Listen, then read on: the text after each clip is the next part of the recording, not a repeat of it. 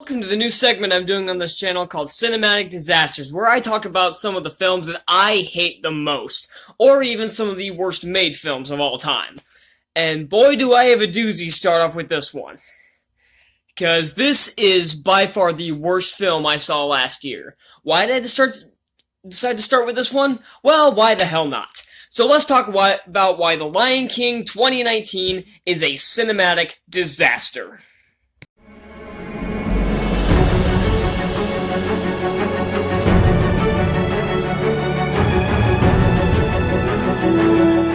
In recent years, Disney has been the equivalent of where creativity goes to die, and that's mostly due to all the sequels and remakes they've been producing in the past few years. And most of the hate has been justified, with a lot of their remakes not living up to the originals and just outright sucking, and a lot of their sequels not being very good. In fact, most of them have been pretty awful, especially when it comes to ones like Toy Story 4 and Ralph Breaks the Internet, and Frozen 2. And they've only had a few remakes out of, 15 or 16 by this point, that have been legitimately good, at least in my opinion. There are fans of these remakes, like people who will defend almost every single one of them. I don't know why. And I know even this Lion King has its fans, and if you're one of them, that's fine. But I don't know what y'all saw on this. I thought it was fucking terrible. And so do the majority of critics. But that's not really what I'm here to talk about. I'm not here to talk about what the critics thought, or what audiences thought, or what fans of the original thought. I'm here to say what I thought. What I thought is that this is a disaster. I'm gonna do these a little differently. I'm gonna go almost scene by scene, kind of like most of the reviewers would, instead of just talking about individual elements just randomly. This is going to be a little more organized than my other reviews. My other reviews are kind of all over the place. This one's going to be a little more organized, so it'll be less of a mess. So let's get right into it. The very first scene... You know what? Hang on. There's something I want to talk about first. When the trailer for this movie hit, the first trailer was just the Circle of Life sequence, basically, which I'll get into in a minute. But the second trailer I watched, I legitimately called, after seeing the trailer, I'm like, this looks like a shot-for-shot remake with no expression on the animals' faces. And guess what this movie ended up being? A shot-for-shot remake with no emotion on the animals' faces.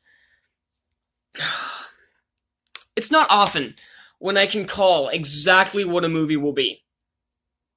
And this is the one case where I was hoping I was wrong. Sometimes I hate being right. So, opening scene, the Circle of Life. This iconic scene is done shot for fucking shot. And I mean shot for shot. This movie is like one of those YouTube videos that you've seen where it's like they'll compare like the original and a remake of something. Well, they'll compare the shots that look similar. Or they'll show... Or like I've seen... what with George Lucas's Star Wars special editions, where it showed the differences. This one is one of those videos where it shows the similarities between the two, where it has the two shots looking exactly the same. This is an hour and 50 of that, with some added scenes that add nothing to the movie. In fact, they actually take away, and I'll get into that later. So, Circle of Life, shot for shot, but the one exception is what Rafiki does here. And instead of this grand whooshing shot of him holding Simba up in this, if you look up Lion King on Google, if you go to images, that will probably be one of the first images to pop up. Here, motherfucker doesn't even stand; he just squats down like, here's your murderer coming in the next few years. Yeah, this is a movie I want to watch. And the second I saw that he was just like squatting down, like, here's Simba, I immediately thought, oh no, it's gonna be that kind of movie. I knew it. And then we cut to Scar. Actually, you know what? We cut to a mouse. You know the mouse that Scar just clamps down on? Yeah, there's a full, minute of him running around. And we don't even get that huge paw of him coming down. He just walks out of the shadows like every other cliche villain. And he's voiced by Chiwetel Ejiofor. I think that's how you say his name. I have no idea. I need to look that up. but he seemed like a really good choice for Scar. I heard his voice in the trailer. I'm like, okay, it's not Jeremy Irons Scar, but you know what? This sounds cool. I can buy this. He's given nothing to work with. None of the actors are given much to work with. So I can't really blame him for kind of a bland delivery.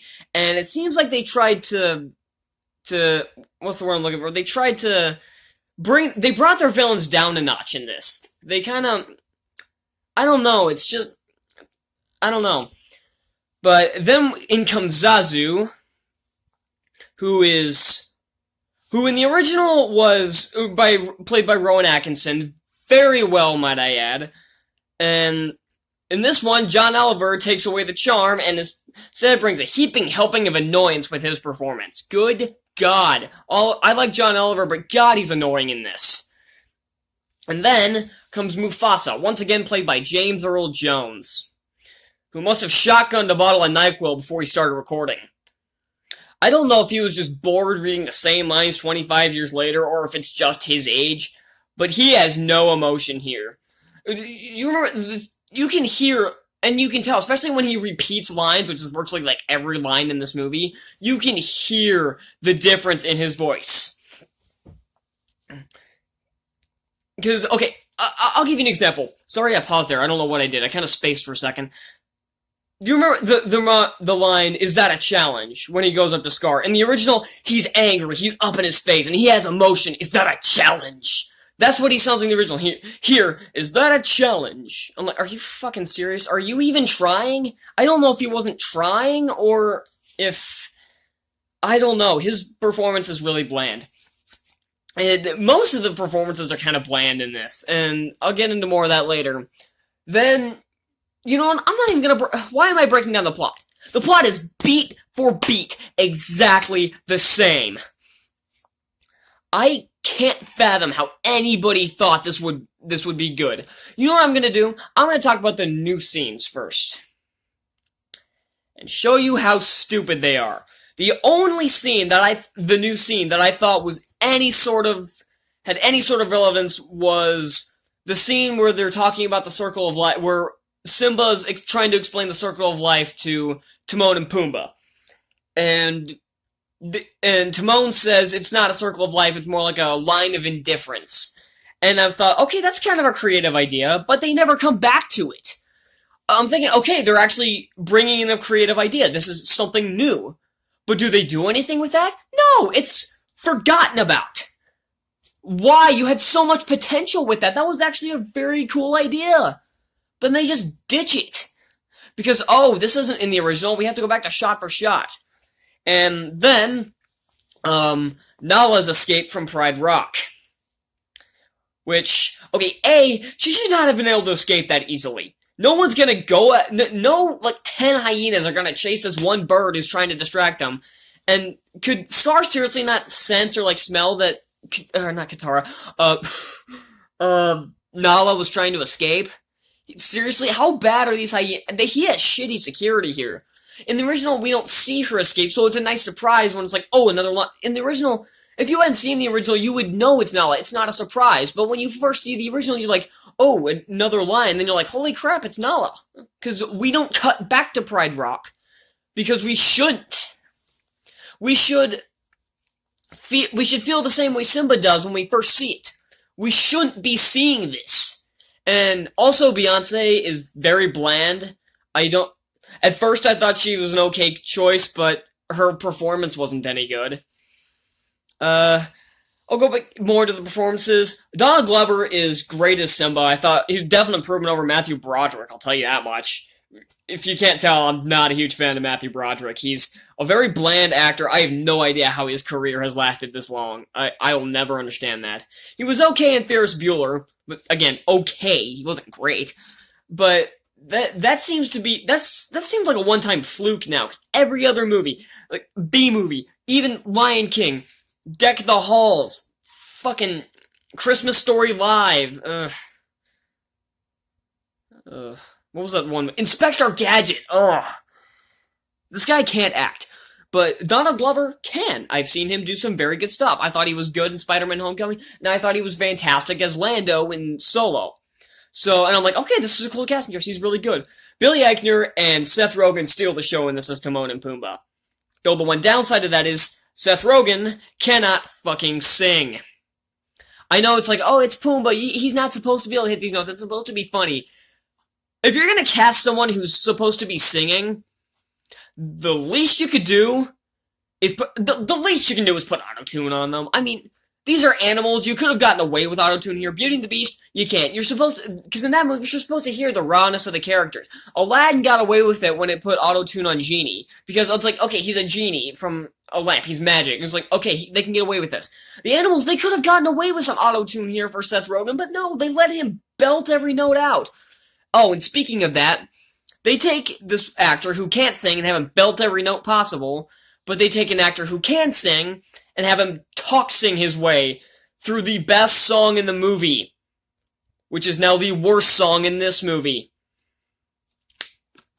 Time again to be prepared. Ejiofor can sing. I've heard him sing.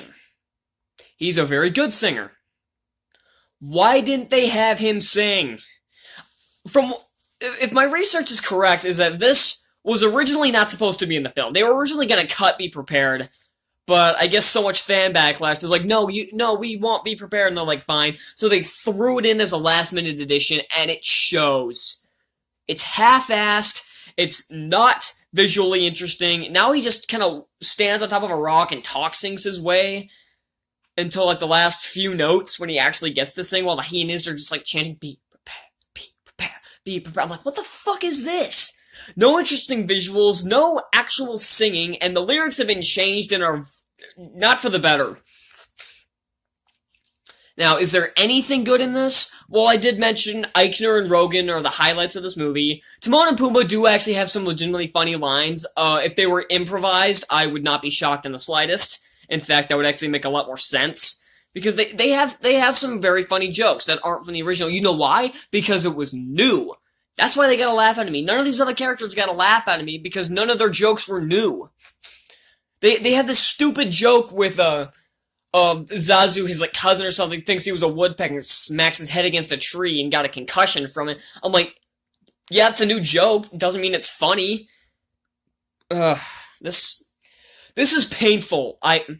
The songs come across as a cover band playing a greatest hits album. They're playing them pretty well, minus Be Prepared, but why on earth would I listen to this when there's a perfectly good edition by the original band? Like I said, the story's beat for beat, and every scene that's added takes away from the film more than it adds. Oh, let's get into Can You Feel the Love This Afternoon? Yeah, I've seen plenty of people bitch about this, so I'm gonna keep this brief. The song is called Can You Feel the Love Tonight? Night. Why is this done in bright daylight? It's not even at twilight or something. You could have had like the sun going down in the background. You would have gotten away with. No, it's like 2 p.m. out there.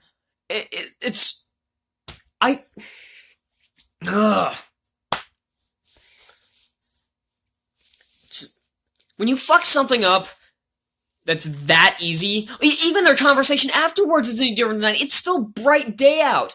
And then the next shot is, virtually the next shot, which is Simba finding Rafiki, is just, then it's night, but it's just like cuts there. How much freaking time has passed? Oh, and before I end this video, I want to talk about the absolute worst scene in this film, the stampede.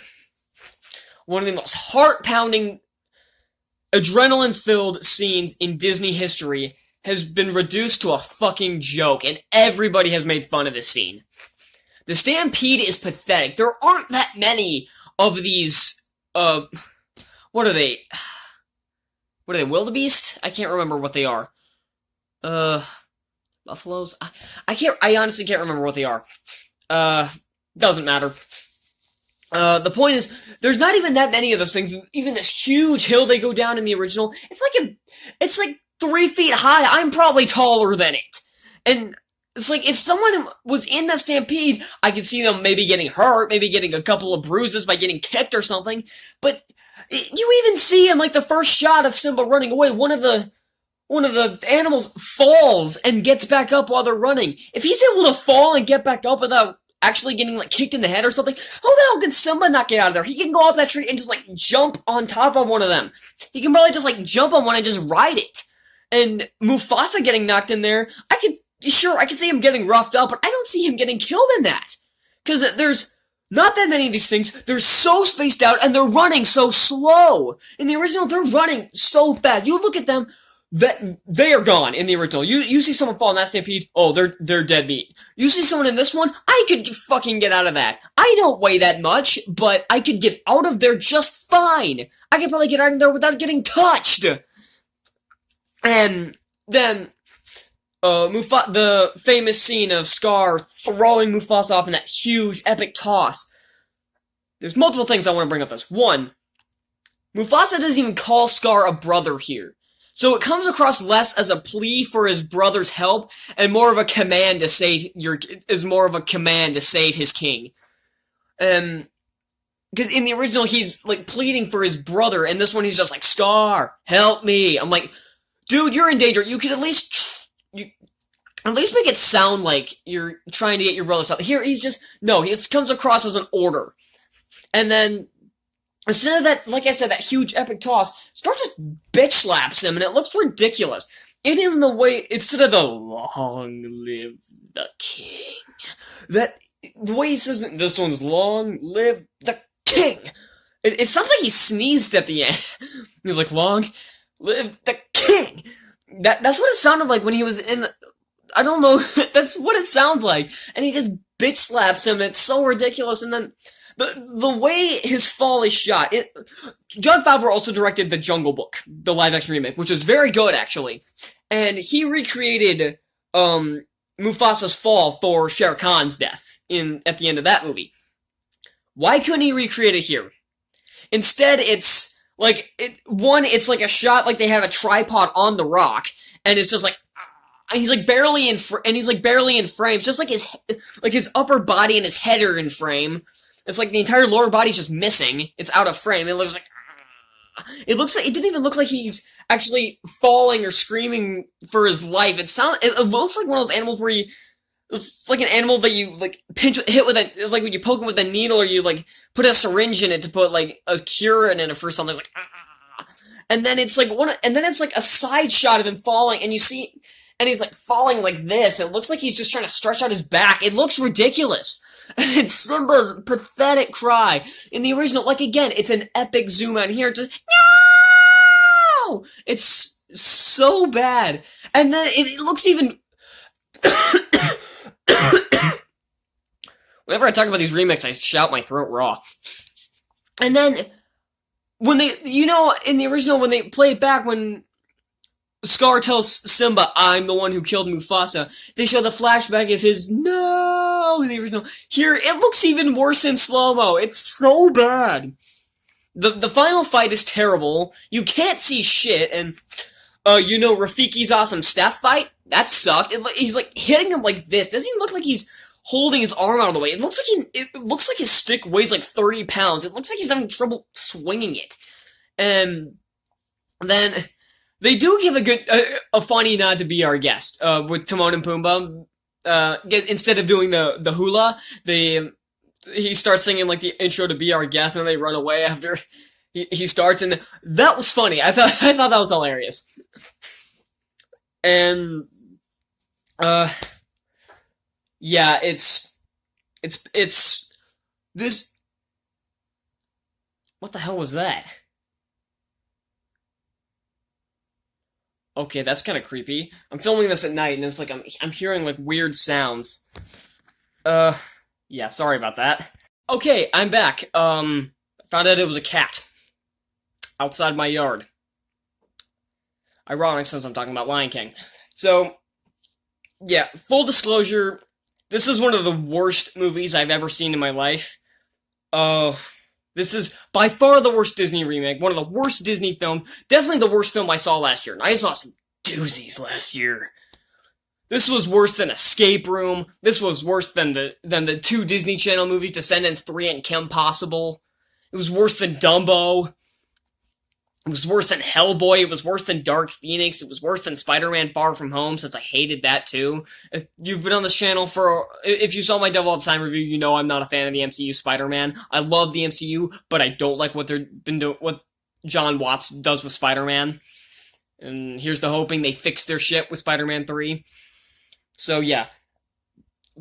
Conclusion, I hate this movie with the fire of 1,000 exploding suns. If you want to watch it, just put on the animated one. Pretend it's live action. The CGI looks good here, but that's about all you're going to get out of it. It's a waste of time. It was a waste of time to make. And I can't believe how much fucking money this made. This made an insane amount of money. And I don't know why. Yes, I went and saw it in the theater, but that was but I was gearing up for reviews back then. I didn't start yet, but I was planning to. I just never got to it because I never had time. So I had an excuse. And although one thing I will say about my theater experience there is that when Mufasa died, the Simba was, yeah, when his father falling, I started laughing. Like, I literally did this. I saw that, I'm like, and somebody gave me like a sideways look. I'm like, fuck you. I can do whatever I want. I didn't actually say that to him, but I looked over at him, I'm like, I'm literally like this, and I'm like, because I started laughing because it was so bad. But, and apparently from what I saw, there was like a comment on another review I said, is like, after the movie ended, some guy stood up and was like, this movie sucks. I thought that was hilarious. But, this is horrible. Never watch this film. I keep hearing weird sounds. What the fuck? I need to find a different place to film this outside of my garage, because this is creeping me out, and I need to do this not at night. I need to do this in the middle of the... Okay, I'm wrapping this up. Oh, this is starting to creep me out. I'm not giving... you know how I would normally give a grade on these? Cinematic disasters, they automatically get Fs. Most of the time. If they don't, then I will say what they got, but if you can't tell, this one gets an F. Thank you all so much for watching. Let me know what you think of these cinematic disasters. I will have more of these coming your way. And actually, you know what? I'll give a hint for the next one, because I will normally do this. So next time, we're going to journey into a franchise that is now owned by Disney, but was not when this movie came out. Kind of obvious, but what are you going to do? So, until then, don't watch this movie. Don't watch these movies. Hit that subscribe button down below for more of these videos and for more upcoming reviews. And, yeah, I will see you all next time. Bye.